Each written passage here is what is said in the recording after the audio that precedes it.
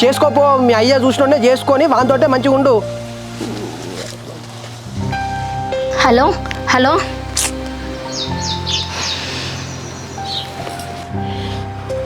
అమ్మా బండికి ఎక్కన్నదే? టీవీ కాడ ఉన్నది పోయిట్యా. వీనికి ఏమైందో మళ్ళీ కోపం మీద వస్తుండు. ఎడిపోతాను బిడ్డ? అమ్మ ఏం చెప్పాలనే అమ్మా, జానకి ఫోన్ చేసిందే, దానికాట ఎల్లుండి పెళ్లి చూపులాట. ఏంది బిడ్డ ఎల్లుండి పెళ్లి చూపులా? అవునే అమ్మా, అది పోయి బయటికి పోయి పెళ్లి చేసుకుందాం అంటున్నావు రానంటుంది. ఇలా డాడీ తోటి మాట్లాడమంటున్నావు, మాట్లాడతలేదు. ఏం చేయాలనే? దానికి పెళ్లి చూపులు అయితే నువ్వెందుకు బాధపడతావు బిడ్డ? నీకేడా పిల్ల బాకి ఉన్నదో, ఎట్లయితే గట్లయితే.